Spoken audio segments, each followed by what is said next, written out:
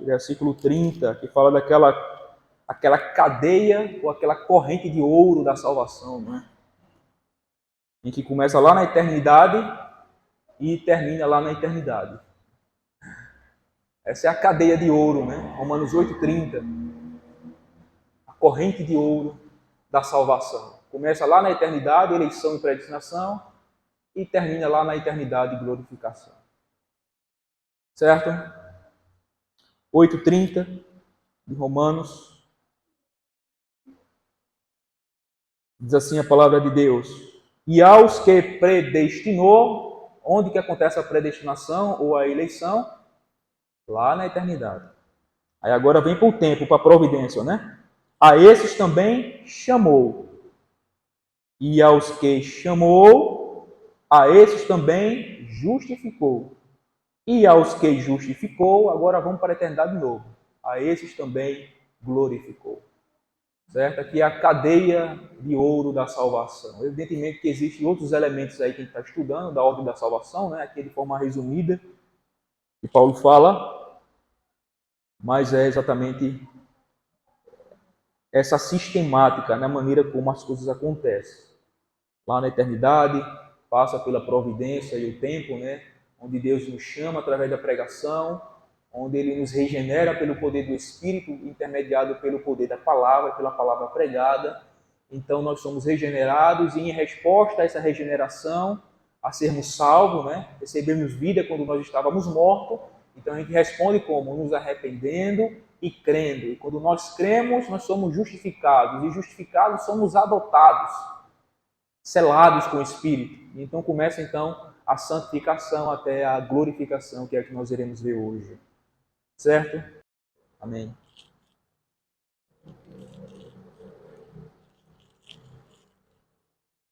Irmãos, título do nosso estudo: Glorificação, o estado final do justo. Vamos falar do céu. Vamos dar uma passeada no céu hoje de manhã. Os irmãos sabem que já há um tempo atrás a gente iniciou um estudo sobre a ordem da salvação, né? O termo latino que os reformadores empregaram é Ordo Salutis, ordem da salvação. Como é que acontece a salvação? Né? Quais são os elementos que compõem a salvação? Como tudo acontece, onde tudo começa, como tudo termina. E a gente já viu aqui pelo menos alguns pontos que faz parte que são os elementos da salvação, a cadeia da salvação. A gente viu sobre eleição, chamado, regeneração, arrependimento, fé, justificação, adoção, santificação e agora nós iremos ver sobre glorificação, onde os justos, os salvos irão viver eternamente no céu, em glória. Então nós iremos estudar hoje sobre isso. Glorificação, o estado final dos justos. A primeira pergunta do nosso catecismo, irmãos, qual é? Qual é o fim principal do homem? E a resposta é: o fim principal do homem é glorificar a Deus e se alegrar nele para sempre. Irmãos, a queda no pecado desviou e impossibilitou o homem desse objetivo. Cristo veio para salvar e restaurar no homem esse objetivo de viver para a glória de Deus e se alegrar nele para sempre. Viver para a glória de Deus e se alegrar nele para sempre, ou se alegrar nele, já é algo em que os crentes, no presente, podem desfrutar em alguma medida. Quando somos salvos, a gente já começa a desfrutar em alguma medida de uma vida que glorifique a Deus, agradável a Deus, e de uma vida de alegria nele, de gozo nele, de desfrutar a Deus. Mas, somente quando glorificados, é que os crentes poderão desfrutar plenamente. Pois somente no estado de glorificação é que os crentes serão capazes de glorificar a Deus e se alegrar nele perfeitamente. E esse, para nós cristãos, é o nosso maior anelo, desejo, prazer, contentamento, satisfação. Ansiamos pela glória, ansiamos pelo céu, ansiamos e desejamos Deus, Cristo, viver com Ele e estar com Ele para sempre. Hoje nós iremos estudar sobre a glorificação e o estado final dos justos. Iremos ver 3 pontos. Primeiro, o lugar dos glorificados, o céu. Segundo, as características da vida glorificada. E terceiro, a glória da glorificação. Nós iremos ver que a glória da glorificação, né, uma linguagem para a gente entender, a cereja do bolo da vida glorificada não é nem o céu em si, as coisas maravilhosas que iremos desfrutar, mas é o próprio Cristo, é a glória da glorificação. Ele é o céu dos céus, como nós iremos ver. Então, em primeiro lugar, irmãos, o lugar dos glorificados. O lugar em que os glorificados viverão para sempre é chamado nas Escrituras de céu. Nas Escrituras, irmãos, a palavra céu é usada basicamente de 3 maneiras. Primeira, no sentido cosmológico. A expressão céus e terra é utilizada para designar o universo inteiro, conforme de Gênesis 1:1 e Mateus 5:18. Segundo lugar, a palavra céu é usada como sinônimo para Deus. Por exemplo, pequei contra o céu e diante de ti. A parábola do filho pródigo, não é isso? Quando ele diz pequei contra o céu, ele está usando a palavra céu como um sinônimo para Deus. Pequei contra Deus e perante o Senhor, Deus. E perante o Senhor, Pai. Lucas 15:18-21. De onde era o batismo de João? Do céu ou dos homens? Perguntou Jesus aos fariseus, né? Aqueles que enviou mensageiros. Por até ele perguntar, olha, me diz logo a respeito de tu mesmo. Por que autoridade tu faz o que tu está fazendo e tu ensina o que tu está ensinando? Aí ele deixou fazer uma pergunta a vocês, e aí eu lhe respondo, vocês me responderem. E onde era o batismo de João? Do céu ou dos homens? Do céu, então Jesus está se referindo a Deus, como um sinônimo de Deus, a palavra céu. Essa é a segunda maneira como a palavra céu é utilizada nas Escrituras, como sinônimo para Deus. E a terceira maneira é como a habitação de Deus. Por exemplo, Pai nosso que estais no céu. Mateus 6:9. Vosso Pai que está nos céus, Jesus diz. Mateus 5:16, 7 e 11.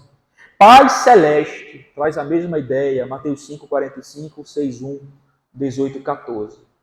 Então, irmãos, é nessa perspectiva de céu aqui que nós iremos tratar hoje, como a habitação de Deus. É neste lugar, irmãos, na habitação de Deus, que os crentes estarão e viverão por toda a eternidade. Agora, o que é o céu? O que é o céu? Casa. Né? São vários termos que usa casa, habitação, mansões, né? Exatamente. São vários termos assim similares, né? Sinônimos que se referem a isso. Então, o que é o céu, primeiramente falando? O que é o céu? A ideia comum na população é que o céu é como se fosse, né, a gente viver acima das nuvens, né? Tudo branquinho, aquele silêncio. Mas essa é uma ideia completamente errada, irmãos, do que é o céu à luz da palavra de Deus. Primeiramente, o céu é uma cidade. Uma cidade.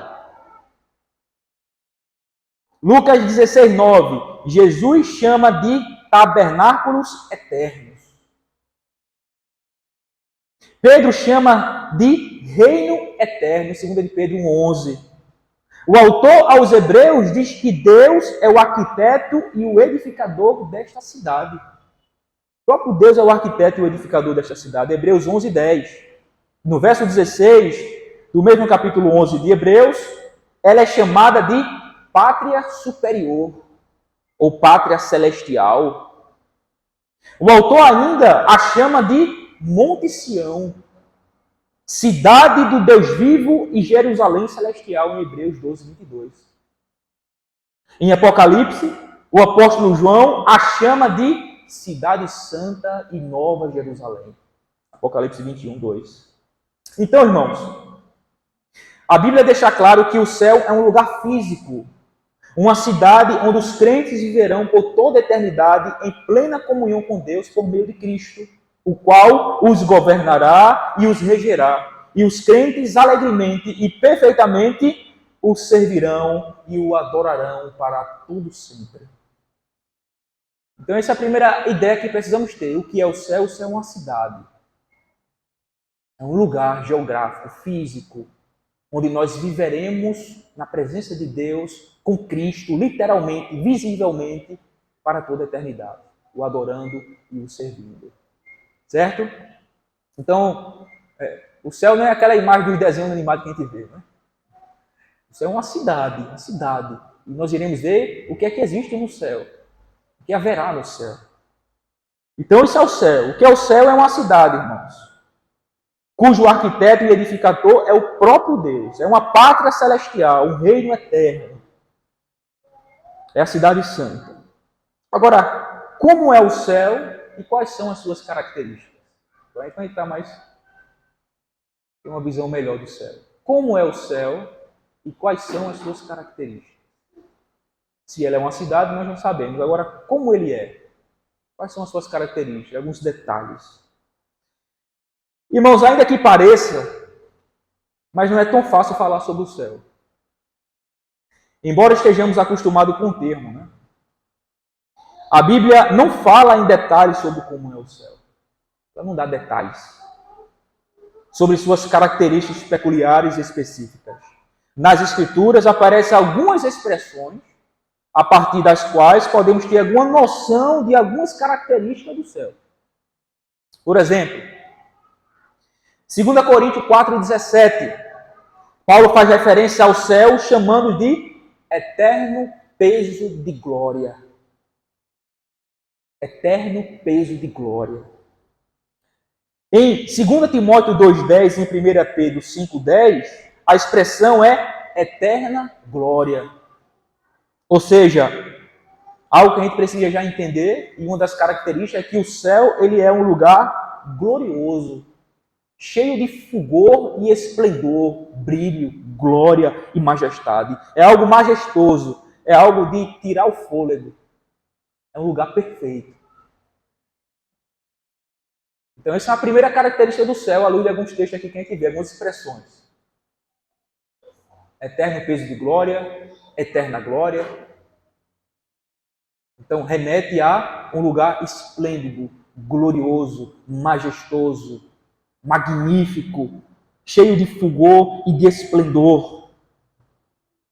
É um lugar cheio de glória. 1 Pedro 1,4 também nos ajuda a caminhar um pouco mais na nossa compreensão sobre o céu. Vamos abrir 1 Pedro 1,4.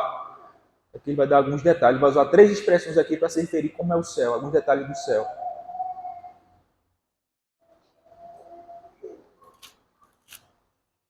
1 de Pedro 1,4. Olha o que diz.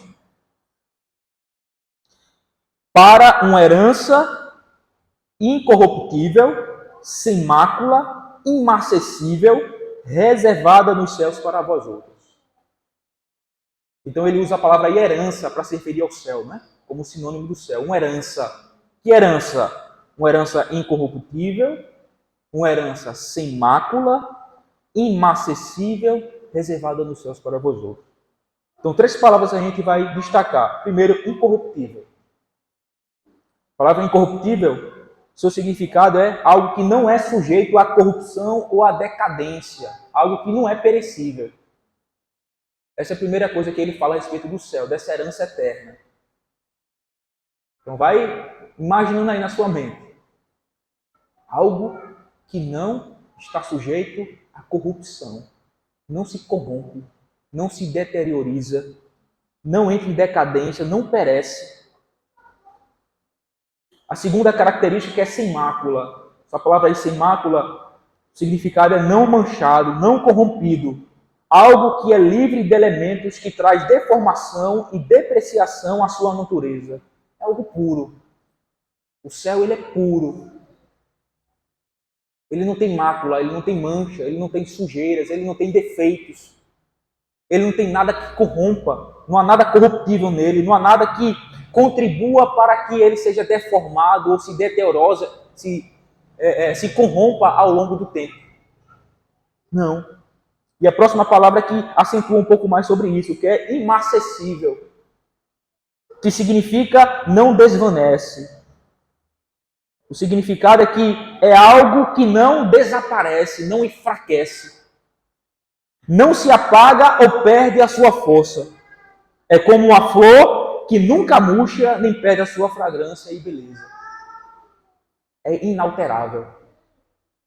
Essas é algumas características do céu, veja, cheio de glória, cheio de majestade, cheio de fulgor, não está sujeito à corrupção nem à decadência, é algo imperecível, não está manchado, não é corrompido, é algo completamente livre de elementos que possa trazer qualquer deformação ou depreciação para ele, não tem nada que possa fazer isso, é algo que não murcha, que não se desvanece, não some, não desaparece, não enfraquece.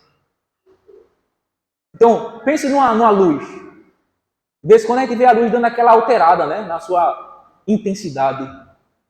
Ela dá uma queda de energia assim, ela dá uma apagada e fica forte de novo. O céu não, o céu ele vai continuar sempre em fulgor pleno. Sem murchar, sem desvanecer, sem desaparecer, sem apagar. Completamente esplêndido e glorioso. Como uma flor que nunca murcha, nunca perde a sua fragrância, nunca perde a sua beleza. Imagina. Sempre pleno, perfeito.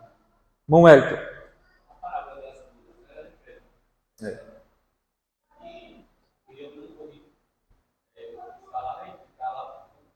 As vestes. Sim. Exato. Exatamente. Foi aquele negócio ali que poderia trazer algum tipo de mancha, foi lançado fora. Exatamente. Então, irmão, assim é o céu. Assim é o céu. Agora, a gente pode avançar um pouquinho mais com algumas passagens que parecem descrever com riqueza de detalhe como é o céu. Mas apenas parece, irmão. Porque, de fato, não está falando sobre o céu. Está falando sobre a igreja, que é Apocalipse 21. A partir do versículo 9 até o 27. Vamos abrir? Veja, esse texto aqui é muito usado para falar sobre a cidade celestial, mas, na verdade, João utiliza-se desse vocábulo como sendo uma cidade gloriosa, Nova Jerusalém, e vai dar os detalhes dela, mas é fazendo referência à igreja, à glória da igreja glorificada. A glória da igreja glorificada. Entretanto, o fato da Bíblia revelar, e que nós já sabemos, que o céu é um lugar geográfico, é uma cidade, podemos deduzir, a partir desse texto de Apocalipse 21, algumas coisas mais para a nossa melhor compreensão de como é o céu. Certo? Então, a primeira coisa que eu quero deixar claro aos irmãos, esse texto de Apocalipse 21, a partir do versículo 9 até o 27, que tem como epígrafe de Nova Jerusalém, esse texto não está falando sobre o céu, onde nós iremos viver. Está falando sobre a glória da igreja glorificada, as características. João está usando uma linguagem figurada aqui, para se referir a ela. Certo? Mas, visto que o céu é uma cidade, como nós já sabemos, um lugar geográfico, físico, onde nós iremos viver, a partir desse texto do Apocalipse, nós poderemos deduzir, inferir algumas verdades a respeito de como será o céu, alguns detalhes mais de como será o céu. Por exemplo, haverá muralhas e portas. Versículo 12. Tinha grande e altura muralha, 12 portas, e junto às portas, 12 anjos, e sobre elas, nomes escritos, que são os nomes das 12 tribos dos filhos de Israel. Então podemos deduzir aqui que também a cidade terá muralhas e portas. Muralhas e portas. Ela terá um tamanho. Versículo 15 e 16. A cidade, aquele que falava comigo tinha por medida uma vara de ouro para medir a cidade, as suas portas e a sua muralha. A cidade era quadrangular, de comprimento e larguras iguais. E mediu a cidade com a vara até 12.000 estádios. O seu comprimento, largura e altura são iguais. Então tem um tamanho. A ideia aqui, irmão, sabe o que é? Alguns estudiosos, alguns puritanos também acreditavam nisso, pensavam nessa cidade celestial como sendo uma capital a partir da qual Cristo reinava sobre todas as nações. Então pense na antiga aliança, Antigo Testamento. Qual era a capital de Israel? Era Jerusalém, onde estava o templo, é onde o rei morava, a partir do qual ele governava todo o resto da nação de Israel, todos os outros territórios, território de Zebulon, de Naphtali, de Isacar. Então, a ideia dos estudiosos, você ia falar, Rose? A ideia, ou a compreensão dos estudiosos, alguns deles, né, pensa nessa cidade, pelo fato de parece ter muros, portas, né, essas portas ficarão abertas para todo sempre, nunca fechará. Tem um tamanho, uma medida, como falou aí, né, mediu, ela é quadrada e mediu 12 mil estádios. Isso é um equivalente para nós a um comprimento de 2.220 quilômetros. Então é como se fosse daqui para São Paulo. Então pensa uma cidade cuja metragem é como se daqui para São Paulo, em quadrado. Enorme, né? Enorme. 2.220 quilômetros quadrados, assim. Grande, enorme. Então, alguns estudiosos, também alguns puritanos, entendiam o céu, ou entendem o céu, né? Ensinava e falava como se essa cidade central fosse como fosse a capital do reino celestial, onde Cristo reinaria com o seu povo, só que também a gente não pode esquecer de quê? Não é somente o novo céus, mas a Bíblia fala também de nova terra. Certo?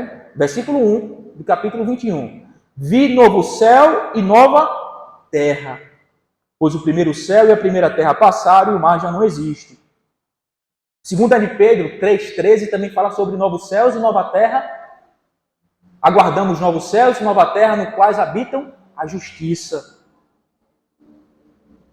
Ok? Veja aí também Apocalipse 21, 24 a 26, para a gente ter uma noção.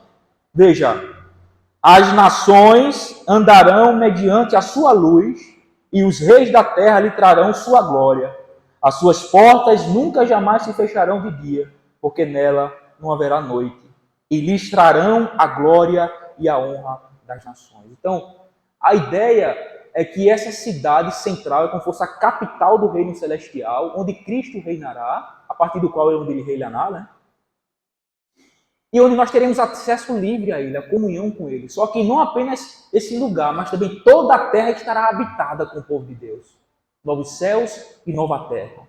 Agora, existe uma discussão teológica sobre o que significa novos céus e nova terra. Se é um novo céus e uma nova terra feito a partir do nada, uma nova criação, ou se é esse céu e essa terra que será restaurado, renovado. Então, a posição mais aceita, né, para os reformados, os reformadores, é que é uma renovação a partir dessa aqui. Essa aqui será restaurada, renovada, os céus e a terra, restaurado e renovado. A gente pode ver isso a partir de Romanos capítulo 8, né? Vai dizer que a criação geme esperando a sua redenção.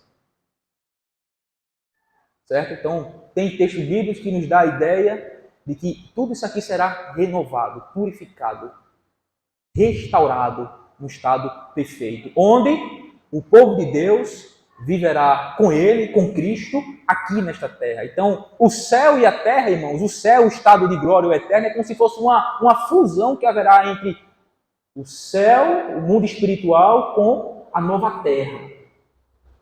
Entende? É como se fosse uma fusão. O céu será a terra glorificada, vivendo aqui com Cristo, literalmente, fisicamente, para todo sempre, com tudo perfeito, restaurado e purificado.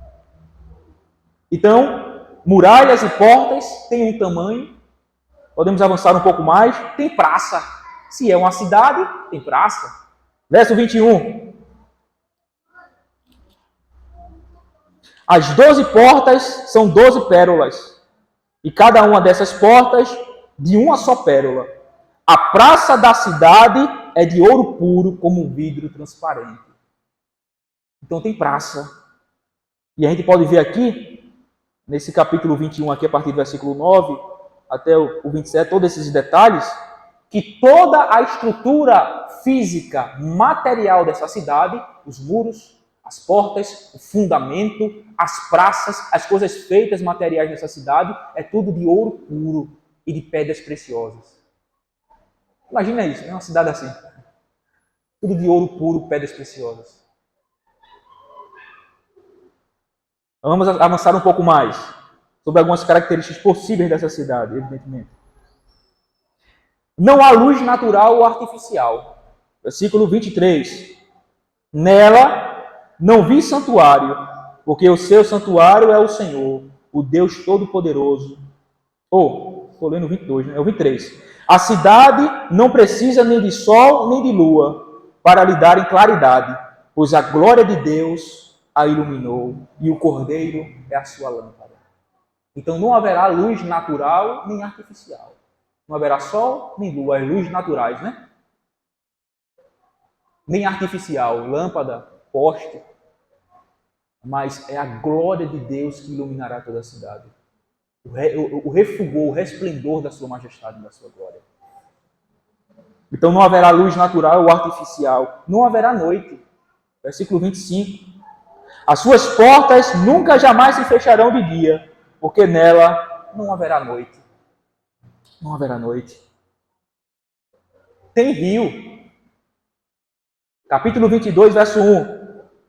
Então me mostrou o rio da água da vida, brilhante como cristal, que sai do trono de Deus e do Cordeiro. Tem o que mais? Tem árvores frutíferas, que podemos inferir, né? Pomares e jardins. Versículo 22, versículo 2. No meio da sua praça, de uma a outra margem do rio, está a árvore da vida, que produz 12 frutos, dando o seu fruto de mês em mês, e as folhas da árvore são para a cura dos povos. Não tem árvores. Se tem árvores, jardins, pomares, rosas e flores. Isso é que coisa bela, né?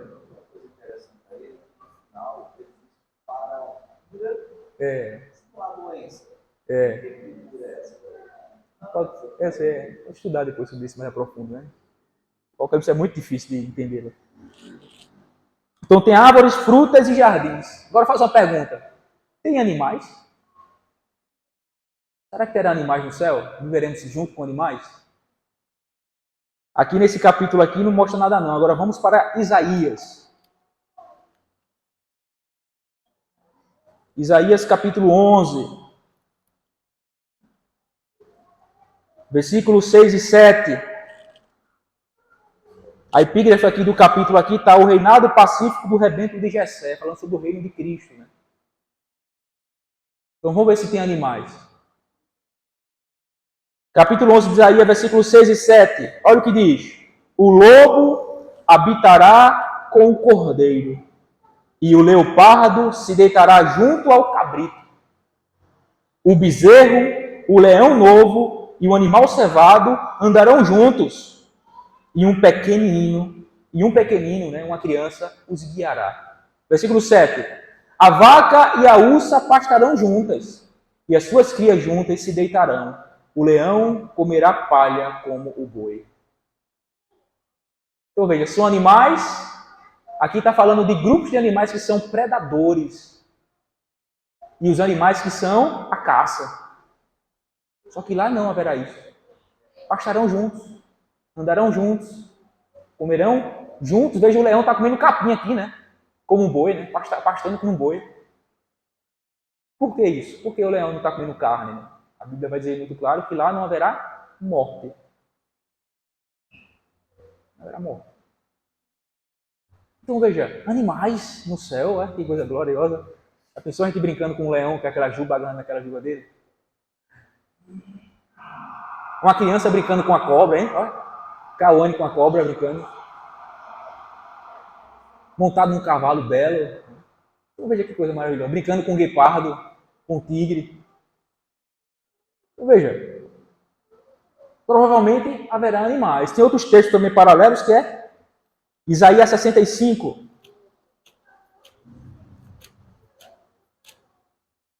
Veja, essa profecia aqui de Isaías 11 e de 65 aqui, a gente sequer consegue conceber na nossa mente algo, isso acontecendo aqui agora, não é? Não tem como. Em algum momento da história da humanidade. Não tem como. Só pode ser possível no estado de glória. Quando tudo for perfeito. Quando o pecado estiver sido aniquilado. Não haverá mais pecado neste povo. O pecado é a razão de toda a maldade, de toda a atrocidade que acontece. Fala, irmão. O Éden era assim, né? O Éden, Adão, Eva, ela vivia com os animais lá, o leão, tudo. Sim, sim. Exatamente. Não tem maldade, né? Não tem nada. É possível. Isaías 65, 25 também traz a mesma ideia, é o que diz. O lobo e o cordeiro pastarão juntos, e o leão comerá palha como o boi. Pó será a comida da serpente.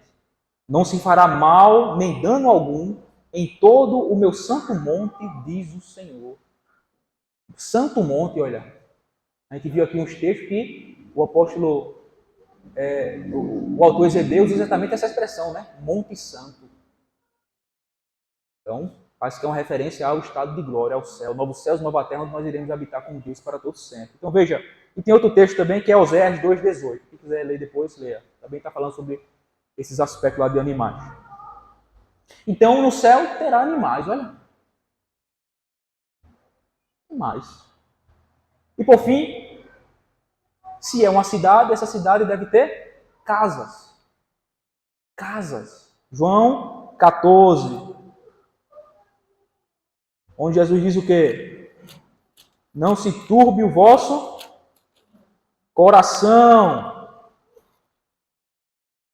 Credes em Deus, crede também em mim. Aí no versículo 2 ele diz: na casa de meu pai há muitas moradas. Então veja, na casa singular do meu pai, a casa de Deus, a habitação de Deus, o céu, a glória. E lá há muitas moradas. Em outras traduções vai dizer, lá há muitas mansões. Mansões. Se assim não fora, eu vou-lhe teria dito, pois vou preparar-vos lugar. E quando eu for e vos preparar lugar, voltarei a vós, voltarei e vos receberei para mim mesmo, para que onde eu estou, estejais vós também. Casas, mansões. Coisa maravilhosa, não é isso? Então, irmãos, aqui a gente pode ver algumas características de como será o céu. O céu é uma cidade, um país, um lugar glorioso, cheio de fulgor e esplendor. Tem um tamanho, tem portas, tem muros, tem praça. A luz de lá será a glória de Deus, não haverá luz natural ou artificial. Lá não haverá noite. Lá tem rio. Lá tem árvores frutíferas, pomares e jardins. Lá tem animais. Lá tem casas nos quais moraremos. Que coisa maravilhosa. Coisa maravilhosa. Isso é o céu, irmão. Isso é o céu. Irmão, tem alguma pergunta aqui nesse primeiro ponto? Opa, irmã Leda. Foi, né?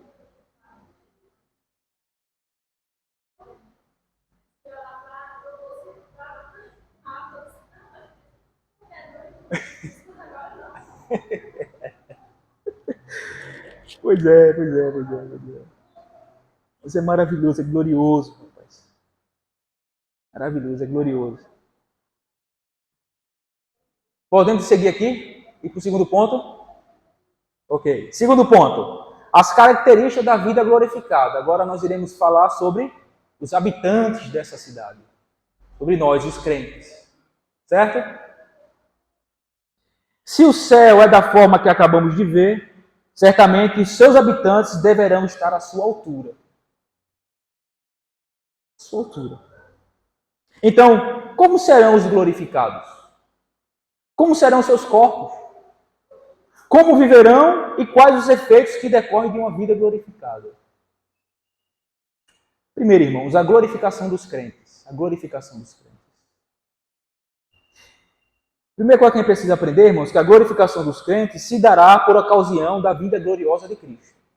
Quando Cristo voltar, os crentes vivos terão seus corpos transformados e os que morreram terão seus corpos ressuscitados. E se unirão novamente com as suas almas, as quais estarão unidas para sempre. Isso a gente vê em 1 Coríntios 15, 51 e 52. Os que estão vivos, por ocasião do retorno glorioso de Cristo, num piscar de olhos serão transformados. Os que tiveram mortos serão ressuscitados. As suas almas novamente se unirão com seus corpos. Certo? A nossa confissão também fala disso. O capítulo 31 da nossa confissão, no parágrafo 2, diz assim: no último dia, os santos que estiverem vivos não morrerão, mas serão transformados. Então, se a gente estiver vivo quando Jesus voltar, né, a gente não vai morrer, não vai provar a morte. A gente vai ser transformado. Todos os mortos serão ressuscitados com os seus mesmos corpos, e não outros. Porém, esses corpos terão propriedades diferentes das que anteriormente tinham, e serão novamente unidos às respectivas almas para sempre. É isso que acontecerá. Ou seja, a glorificação envolve tanto o corpo físico quanto a alma. Onde está a alma dos crentes agora? Está com Cristo, no céu, no paraíso. O seu corpo está aqui na terra, enterrado. Viu a corrupção. A sua alma está com Deus, já gozando de alegria. Mas no último dia, quando Cristo voltar, o corpo desse crente salvo, né, desse crente, ressuscitará e a sua alma vem e se unirá novamente. E aí viverá para sempre assim. Corpo e alma plenos, perfeitos e completos. A glorificação envolve tanto o corpo quanto a alma. Como será o corpo glorificado, então? Como será o nosso corpo? A Bíblia diz que é um corpo incorruptível e imortal. Vamos abrir 1 Coríntios 15.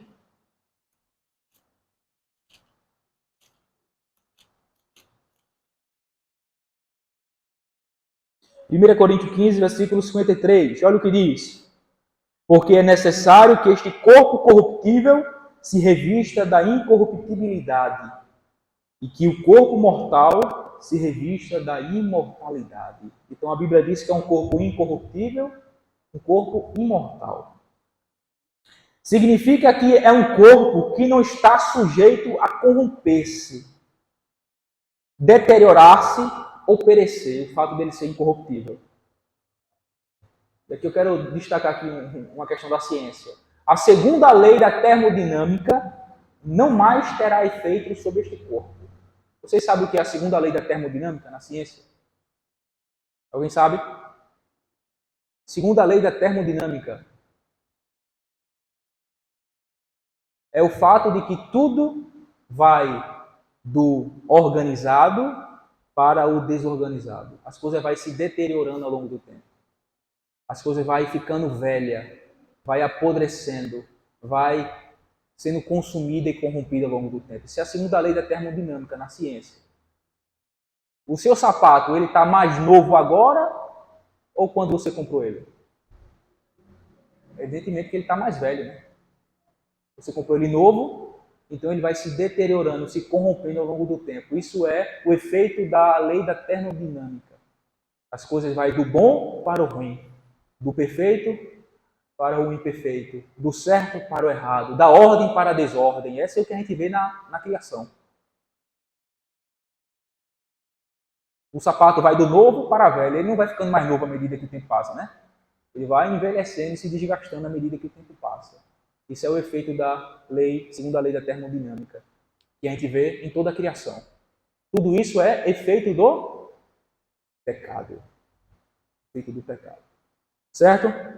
Então esse corpo, pelo fato de ser um corpo incorruptível, não sujeito à corrupção, a corromper-se, a se deteriorar ou perecer, ele não mais será sujeito a esse tipo de desgaste, de deterioração, de corrupção, de perecimento.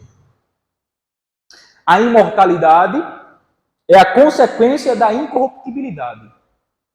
Se o corpo nunca terá suas propriedades alteradas devido à sua natureza incorruptível, significa que esse corpo será um corpo que permanecerá vivo para sempre. Ou seja, um corpo imortal.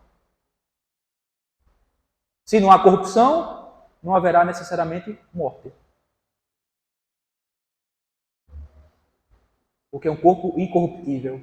E, consequentemente, pelo fato de ser incorruptível, não se irá se corromper ao longo do tempo, ele permanecerá vivo para sempre. Um corpo imortal. Perfeito. No verso 44 do mesmo capítulo 15 de Coríntios, Paulo chama de corpo espiritual. Corpo espiritual. Nesse verso, vemos claramente o contraste entre o corpo natural e o corpo espiritual. Por causa da corrupção, oriundo do pecado, o corpo natural é semeado na morte. E em virtude da ressurreição, o corpo espiritual é revestido de incorruptibilidade e imortalidade. Como diz aí versículos 52 e 53. Em Filipenses capítulo 3, versículo 21, Paulo chama esse corpo de corpo de glória. Corpo de glória. Isso significa dizer que seremos semelhantes a Cristo em sua humanidade perfeita e gloriosa. Imagina ser semelhante a Cristo, hein? Seremos semelhantes a Ele em sua humanidade perfeita e gloriosa. Isso está claro aonde? 1 de João 3,2. O apóstolo diz exatamente isso. Seremos semelhantes a Ele, diz o texto, a Cristo. O que significa que esse corpo glorificado, o que significa que esse corpo é glorificado, o qual é semelhante ao corpo de Cristo, que é puro e sem pecado. Imagina esse corpo, né? Assim será o corpo desglorificado, irmãos. Um corpo que não está sujeito à corrupção e, consequentemente, um corpo imortal. Um corpo espiritual e cheio de glória semelhante ao de Cristo, que é completamente puro e absolutamente sem pecado, por meio da qual refletiremos perfeitamente a imagem de Deus em nós. Então, na glorificação, a imagem de Deus em nós estará completamente restaurada. Vocês sabem, né? O homem foi feito à imagem e semelhança de Deus, mas devido ao pecado, essa semelhança e essa imagem de Deus no homem, ela foi pervertida, ela foi manchada, corrompida por conta do pecado. Então, ao longo do processo da santificação, não é? Até a glorificação, essa imagem está sendo restaurada em nós. E quando estivermos lá em glória, com esse corpo glorioso, glorificado, à semelhança de Cristo, puro e sem pecado, e completamente livre de qualquer corrupção, a imagem de Deus estará completamente restaurada em nós. Refletiremos Deus em sua perfeição. Que coisa gloriosa, que coisa gloriosa. Qual é o efeito da glorificação? Os efeitos da glorificação. Irmãos, depois de entender um pouco mais sobre a glorificação do crente, surge uma pergunta: quais os efeitos da glorificação? E aqui a gente pode classificá-lo em dois tipos de efeito. Os efeitos da glorificação será tanto restritiva como positiva. Quais são os efeitos da glorificação?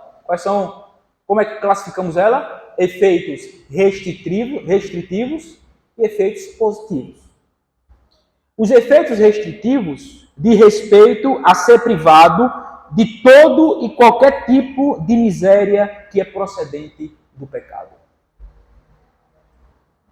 E os efeitos positivos diz respeito às bênçãos que nós recebemos lá. Certo? Quais são os efeitos do pecado? Ou os efeitos da glorificação? São dois. Efeitos restritivos, efeitos positivos. Os efeitos restritivos da glorificação diz respeito a sermos privados de todo ou qualquer tipo de miséria, que é consequência do pecado. Né? Então o pecado não existirá mais lá. Então estaremos privados de qualquer mal, sofrimento ou miséria. E o positivo, de respeito àquilo que nós iremos desfrutar no céu. As coisas que Deus nos dará, a herança que receberemos. Exemplos aqui de alguns efeitos restritivos. A glorificação privará o crente de tudo aquilo que, enquanto aqui, lhe causou sofrimento. Ausência da presença de Deus, doença, dor, pobreza, fome, sede, frio, nudez, ignorância, insensatez, ódio, brigas e desarmonias, solidão, perseguição, privações, tentações, tristezas, mortes. E aí você pode pensar em qualquer coisa aí que causa sofrimento ao homem. Seremos completamente privados disso. Imagina. E os efeitos positivos? É o oposto dos efeitos restritivos. Receberemos e desfrutaremos de Deus em sua plenitude. Ele é todo o bem. Então, receberemos todo o bem que flui de Deus. Então, o que é que nós receberemos? O oposto do que nós seremos restringidos, do que nós seremos poupados. Lá, a presença de Deus estará manifesta para todos nós. Estaremos literalmente diante do Deus homem, Cristo, o Deus glorificado. Não haverá mais as ausências da presença de Deus. Doenças, estaremos em plena saúde. Dor, não haverá dor, alívio, plenitude. Pobreza, seremos ricos. A cidade onde nós vamos morar é tudo cheio de ouro, né? Ouro lá a gente pisa nele.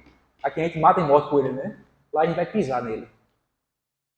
Vai ser lixo, vai ser coisa insignificante para nós. Fome, nós estaremos fartos. Sede, estaremos completamente satisfeitos, supridos. Frio, nem pensar. Nudez, estaremos cobertos com vestes resplandecentes. Ignorância, não. Lá seremos sábios e teremos o pleno conhecimento de Deus. Como um dos puritanos disse, Christopher Love, ele falou sobre isso. Ele disse que lá nós conheceremos muito mais além daquilo que as Escrituras nos revelam. Teremos o conhecimento pleno de Deus e de Cristo, da sua vontade. Insensatez, jamais. Seremos sábios. Ódio, seremos cheios de amor. Tanto desfrutaremos do amor de Deus para conosco, perfeitamente, como também amaremos a Deus e aos nossos irmãos perfeitamente. Não haverá ódio, brigas ou desarmonia, irmão. Veja que coisa maravilhosa. Só amor. Lá será um reino de amor, de paz e de alegria. Solidão, jamais. Desfrutaremos da presença de Deus, dos santos e dos anjos. Perseguição? Não, porque lá não haverá inimigo. Feitos em tudo, supridos em tudo. Tentações? Também não. Satanás e os seus anjos estarão no lago de fogo e enxofre com todos os ímpios. Não seremos tentados, nosso coração será perfeito. Tristeza? Não. Alegria, felicidade exultante. Morte? Nunca. Lá só haverá vida. A morte é o último inimigo a ser destruída com o retorno glorioso de Cristo, né? Como diz 1 Coríntios 15. Não haverá morte. Não haverá morte.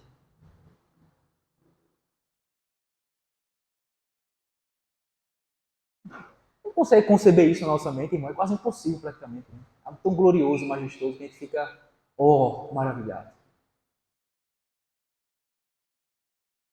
Lá a gente não vai ver cortejo fúnebre passando. Lá a gente não vai ter cemitérios. Não tem uma coisa que não vai ter, é cemitérios. Lá a gente não verá velórios e sepultamentos, porque lá não haverá morte. Isso é maravilhoso. Tem um hino da harpa cristã, que a gente cantava muito quando era da Assembleia de Deus. Hino da harpa 422. Estava até falando com o Carlinhos ontem. Quando eu estava fazendo estudo aqui, eu estava lembrando desse hino. A gente cantava muito, é um hino maravilhoso. No céu não entra pecado. No céu não entra pecado, fadiga, tristeza nem dor. Não há coração quebrantado, pois todos são cheios de amor. Na lida da vida terrestre. Agora esqueci. Do reino de gozo celeste, que Deus que pra mim preparar. Aí o refrão é: irei eu pra linda cidade, Jesus me dará um lugar, com os crentes de todas as idades, a Deus hei de sempre louvar. Do céu tenho muitas saudades, da glória que lá hei de ver. Oh, que gozo vou ter quando eu ver meu Senhor, rodeado de glória e esplendor. É assim que tem a segunda parte. No céu o luto é banido, enterros não hão de passar, sepulcros jamais são erguidos, lá mortos não vou encontrar. Os velhos serão transformados, mudados nós vamos ficar. E aí vai. Depois eu vou lá no grupo lá esse lá da. Muito bonito esse hino. Sim. Fale, meu irmão.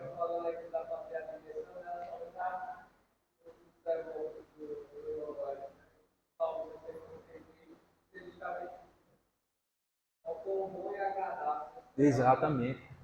Lá haverá plena harmonia e paz e alegria. Uhum. Exatamente. Então, irmãos, os efeitos da glorificação quais são?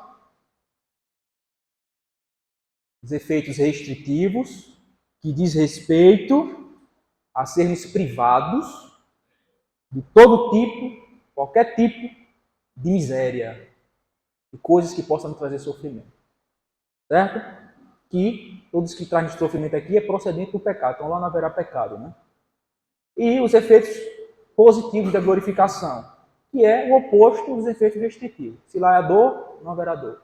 Se lá há morte, somente vida. Se aqui há tristeza, somente alegria. Certo? O oposto.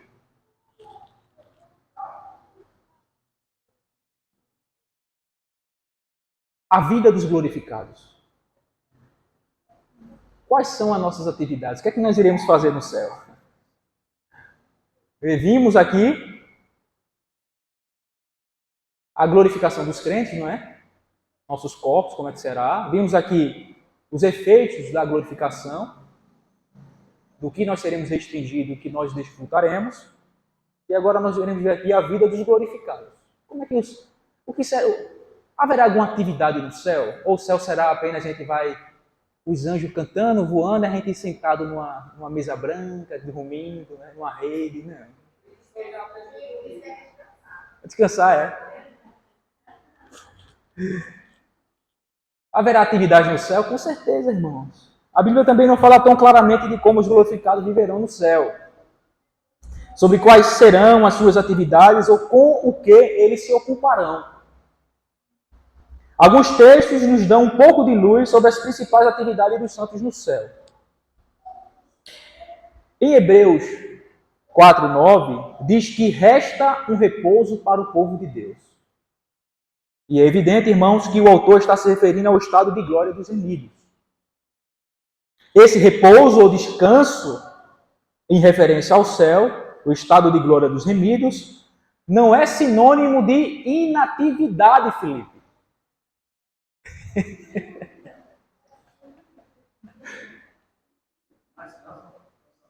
Claro que não. Você acaba de ouvir não sobre o nosso corpo glorificado, não?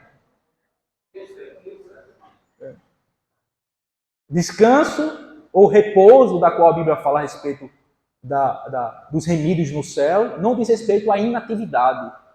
Não diz respeito a isso. Mas está se referindo o quê? mas diz respeito à conclusão da peregrinação cristã. O fim de uma batalha contra a carne, o mundo e o diabo. É descansar de todo o labor, lutas e dificuldades que enfrentamos enquanto peregrinamos rumo à cidade celestial. É esse tipo de descanso que a Bíblia está falando. Não é inatividade no céu, mas é descansar aqui desse labor, dessa vida, dessas dificuldades, das aflições que nós sofremos aqui. Então vamos descansar de tudo isso. Né? Não vamos mais sermos atingidos por essas coisas que tanto nos traz sofrimento, dor, labuta, dificuldade, lutas e aflições. Tendo esclarecido esse ponto, irmãos, que o descanso dos remidos não é sinônimo de inatividade, de modo geral, identificamos nas Escrituras pelo menos duas atividades. Duas atividades principais que, a partir delas, vai desenvolver uma série de outras atividades mais específicas que a Bíblia não fala assim tão claramente. Então, quais são essas duas atividades que a Bíblia mostra? Primeiro, adoração. Adoração. No céu haverá culto, adoração, louvor. Aquele que nos salvou, o Apocalipse parece trazer uma ideia assim. 14.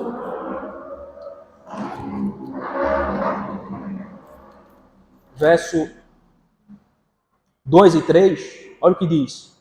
Ouvi uma voz do céu como voz de muitas águas, como voz de grande trovão. Também a voz que ouvi era como de arpistas quando tangem a sua harpa. Entoavam um novo cântico diante do trono, diante dos 4 seres viventes e dos anciãos. E ninguém pôde aprender o cântico, senão os 144 mil que foram comprados da terra. Então veja, traz a ideia de que cântico, louvor, adoração, culto a Deus diante do seu trono, diante da sua glória. Salmo, Apocalipse 19 também, a partir do verso 1 a 8, também traz essa ideia. Vamos ler aqui apenas os 5.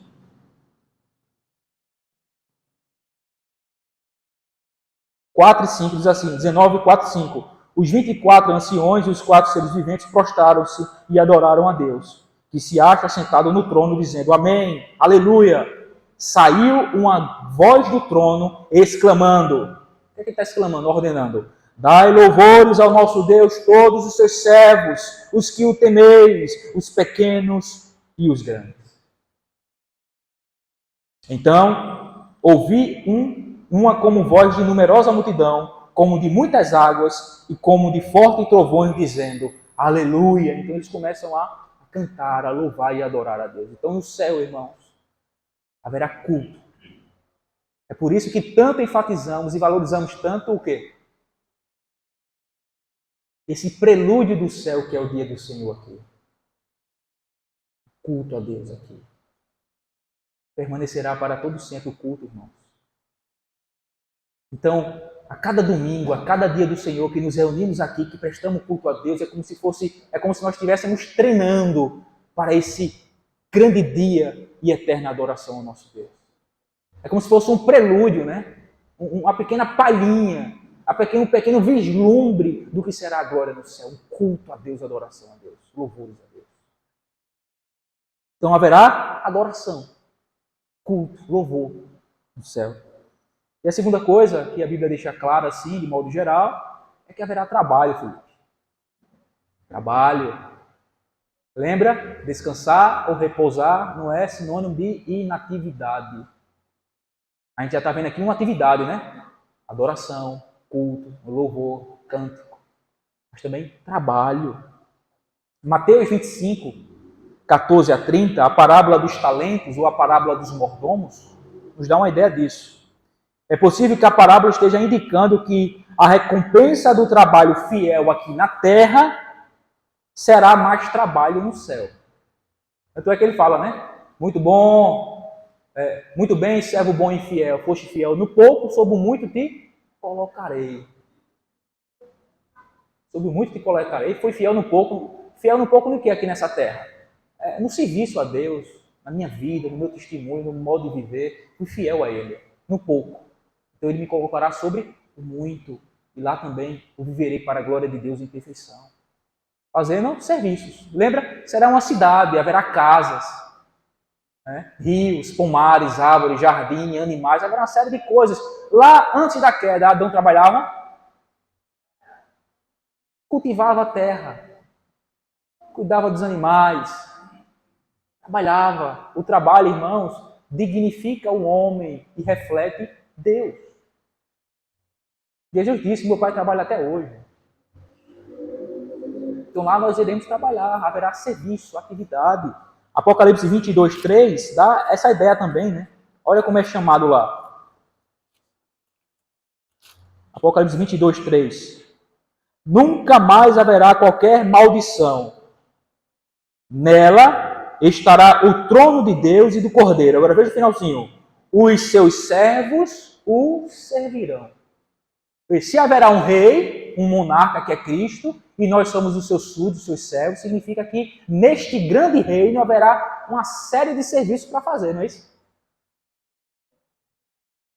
E aí alguns autores vão dizer que o tipo de serviço que cada um crente executará lá será de acordo com os talentos que Deus deu a cada um aqui. Então talvez alguns vão administrar alguma coisa, né? Vão liderar alguma coisa, um vai ser na parte da execução da obra, outro vai ser na parte da supervisão, outro vai fazer isso ou aquilo, outro vai estar envolvido com a adoração a Deus, como os cânticos, os louvores. Semelhante. Então haverá serviço, haverá trabalho. Né? Agora isso evidentemente será prazeroso. Não haverá luta contra a nossa carne, que daí quer ficar preguiçosa, quer procrastinar as coisas, os deveres, né? Quer deixar as coisas para depois. A gente cansa quando faz algum trabalho mais árduo, mais pesado. A gente pode se machucar, quebrar uma perna, alguma coisa. Então, lá não. Lá estaremos em plenitude, em perfeição. Fala aí, Gomes.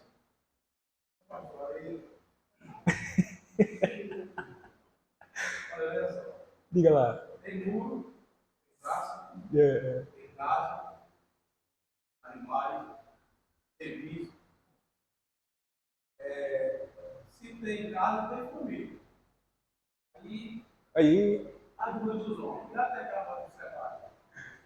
Porque vai ter casamento, vai ter nós, vamos.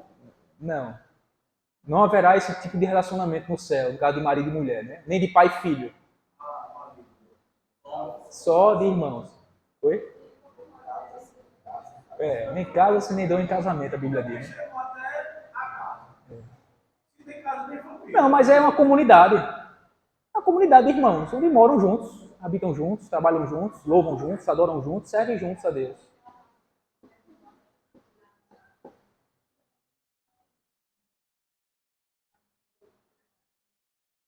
É.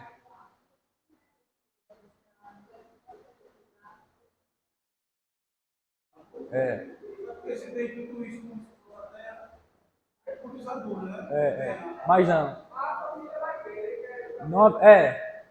Deus, o Pai, nós, os irmãos. São os filhos de Deus. Vivendo em.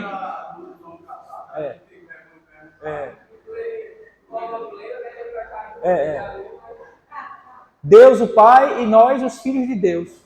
Vivendo como irmãos em comunidade e harmonia. Com o nosso irmão mais velho, que é Cristo, né? O primogênito, o unigênito de Deus.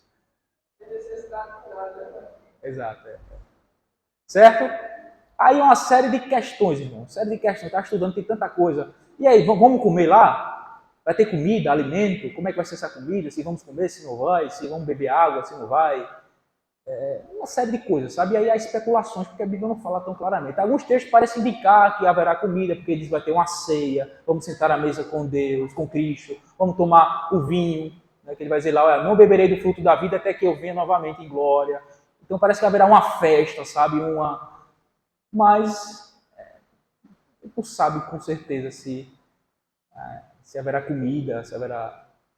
Como a gente come aqui no caso, né? Não sabe. Que tipo de comida será?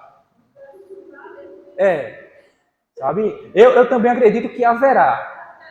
Acredito que haverá. Só que é apenas algumas especulações que a gente pode tirar das escrituras, né? Há muitas discussões contra isso. Né? Porque não haverá fome, então não há necessidade de comer, não é? Não haverá sede, não há necessidade de beber. não haverá pecado, nem corrupção, então não há necessidade de nutrientes para manter nosso corpo vivo, ativo e vivendo. Os elementos, né? A proteína, o carboidrato, essas coisas, a gordura, não haverá, para nos dar energia, não haverá isso. Então, há expectações, há discussões, mas eu acredito que haverá comida. Antes do pecado, Adão comia, né? Todo fruto aí é para você comer, só não como da árvore do conhecimento do bem e do mal. Então há frutos, provavelmente haverá frutos que a gente vai comer. Apocalipse lá diz também 22, né? A árvore da vida e o fruto e as folhas das quais nós comeremos. Então, só que nesse sentido a Bíblia usa muito uma linguagem figurada, sabe? Aí fica difícil a gente dizer, não, é assim.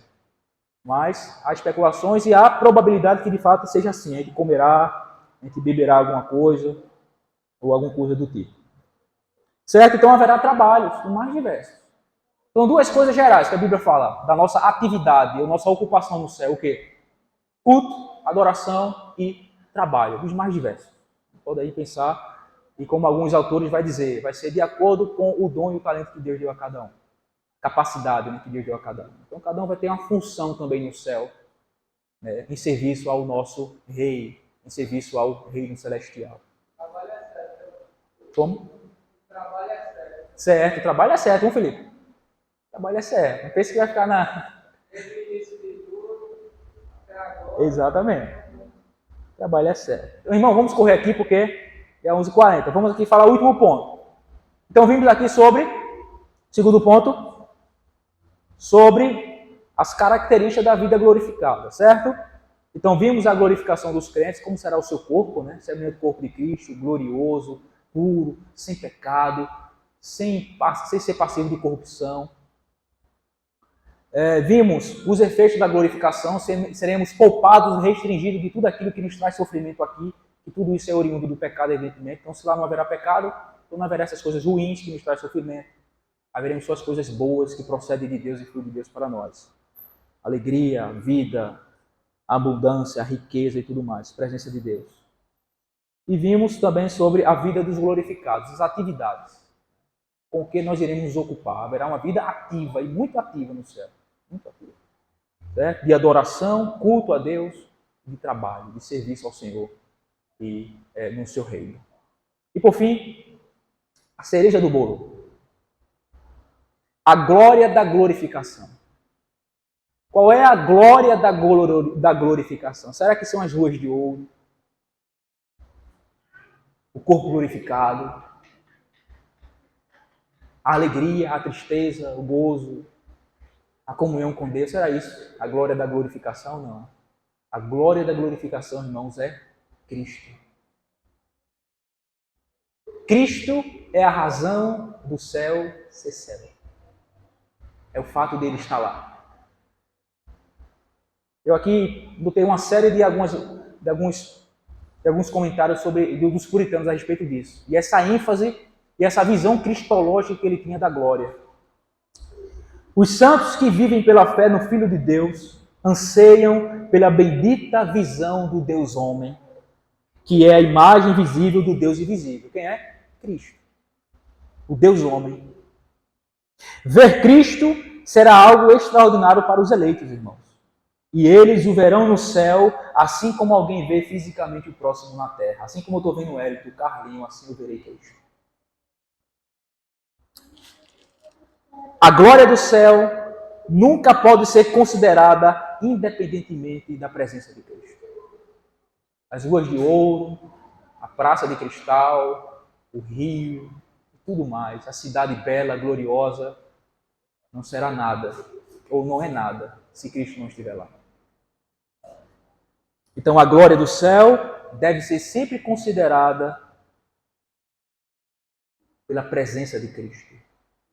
Uma visão cristocêntrica. O céu deve ser visto numa visão cristocêntrica. O céu tem muitas glórias, mas Cristo, o Redentor, é a glória principal. Essa era a maneira como os puritanos olhavam para o céu, e também deve ser a nossa. Deve ser a nossa. Cristo é a glória do céu. As palavras do Senhor firmeza, de O Peregrino de John Bunyan, mostra esse anseio, ou esse sentido, né? Do anseio de ver Cristo. Olha o que ele diz. Isso aqui é o personagem Firmeza, Senhor Firmeza do livro Peregrino. Ele diz assim: agora me vejo no final de minha viagem. Meus dias penosos terminaram. Agora verei aquela cabeça que foi coroada com espinhos e aquele rosto que foi cuspido por minha causa. É um anseio dele ver Cristo. Agora eu verei ele. Aquela cabeça que foi coroada com espinhos e aquele rosto que foi cuspido, humilhado por minha causa. As palavras do Senhor Firmeza de O Peregrino de John Bunyan. As palavras de Samuel Rutherford, também um puritano do século XVII. Em seu leito de morte, ecoa exatamente esse anseio por Cristo. Ele diz: estarei radiante, eu o verei como ele é, eu o verei reinar. Meus olhos, estes meus próprios olhos, e não outros, verão meu Redentor. Veja o anseio de Samuel Rutherford quando ele estava no seu leito de morte. Eu verei meu Redentor. Eu verei meu Redentor. John Owen, também um puritano do século XVII, lidava com a visão glorificada de Cristo em sua natureza humana como o ponto de convergência das glórias do céu. Ele diz: no céu, Cristo se manifesta como cabeça da humanidade glorificada. Ele é o meio imediato com que Deus revela sua mente às suas criaturas. Ele é o objeto da glória divina e vê-la em sua glória será magnífico para nós. Cristo é o objeto da glória divina. Um outro puritano chamado Richard Sibbes, também nasceu no século XVI, mas morre no século XVII. Ele disse: sem Cristo, o céu não é céu. Depois ele continua dizendo: afirmo que as alegrias do céu não são as alegrias do céu sem Cristo. Ele é o próprio céu dos céus. Cristo, irmãos, Cristo. Mais uma vez, John Owen, ele diz, em um dos seus sermões pregado em Hebreus 1, versículo 1 e 2, ele diz: Cristo é tão glorioso? O que o céu será senão ver a glória de Cristo? Se Deus tivesse criado mundos de criaturas gloriosas, elas jamais teriam conseguido expressar a glória divina como fez seu Filho. Por isso, em João 17, diz ele, assim descreveu o céu: meu desejo é que eles estejam comigo, para que vejam a minha glória, diz João 17, Jesus falando aos seus discípulos, né? Orando na sua oração. Em que consiste, então, aquela grande comunhão na glória, a qual acontecerá no céu? Consiste em ver a glória de Cristo, que é a imagem do Deus invisível que é adorado. Por isso, ver a Cristo é que constitui o céu. Por causa disso, alguém disse, então ele cita alguém: se eu fosse lançado em alguma cova, mas pudesse tão somente ter uma pequena fenda para ver continuamente a Cristo, para mim isso seria céu suficiente. Então veja, a visão dos puritanos a respeito da glória do céu é uma visão cristocêntrica. É Cristo. Cristo é a razão do céu ser céu. Cristo é a glória das glórias do céu. Como alguém já disse também, eu preferiria estar no inferno com Cristo do que no céu sem Ele. É isso. É isso. E esse deve ser o nosso anelo do céu. Não é pelas coisas gloriosas e uma herança magnífica na qual nós herdamos de Deus, não é? Esse lugar tão esplêndido como nós vimos aqui, tão glorioso. Parece ser até uma fantasia. Não é simplesmente isso, mas o principal objetivo do nosso anseio do céu é Cristo. É vê-lo, é desfrutá-lo, é ter comunhão com Ele e viver com Ele em sua presença para sempre. Pois Ele é a glória do céu. Ele é a glória do céu. O céu é o céu porque Cristo está lá. Amém?